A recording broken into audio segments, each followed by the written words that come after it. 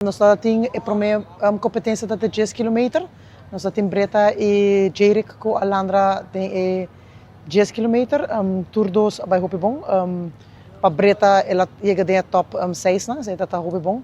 Vanwege de stroming e com pisar la matata e buinan tata manequita de direção. Então essa é um tique fastidioso. Pero for the rest, Breta vai muito bom. Jeric está em desenvolvimento, dus pele sabe que está ervaring muito grande e tem sua ervaring ela vai ser muito bom também. E de 12 anos nós temos sprint knockout. Nós vai com Jeric e com Breta também. Botem rond de 1500 meter. Dus is break, dus is rond de 100 meter break e dus is rond de 500 meter. Jeric a caia voor de primeira rond. E Breta a vai ter na final. Para 0.9 of 0.8. Nós operamos em bronze, pero é uma ervaring.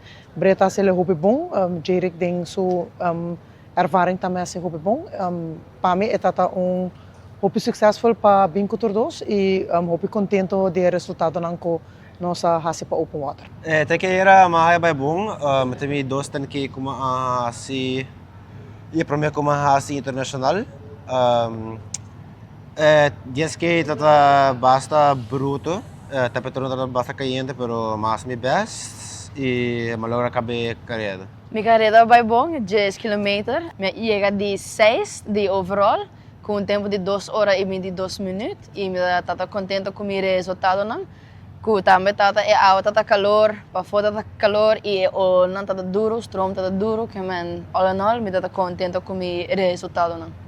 Meta tres que knockouts por ba mi ho. Cansanço de era dar-me trempão de mi tres que knockouts e mi kaya fu basta trempão.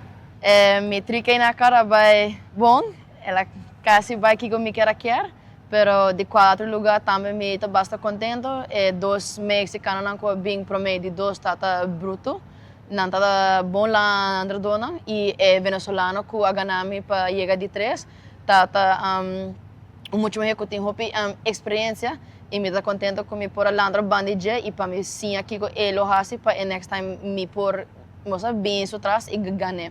A verdade é que mi coach não, treino hobby duro, mi coach não, moça gasta de vacancy, treino amigo Breta. E vita quando tá amigo, moça Breta tá bom, moça media athletes que tem da mi hobby. Mas danke na coa e toda gente que suporta nos na casa. Furon do mundo e toda a família que te suporta nos e te wak nos te landra e te puxa nos te nos limito não e me quero agradecer full Aruba de nós dois e mais danke gente de coa que não também conosco na Santo Domingo Dominican Republic danke para bosso tour amen e sem bosso não nos não porta aqui não mas danke a trove então agradecido com a minha chance para visitar Aruba na games não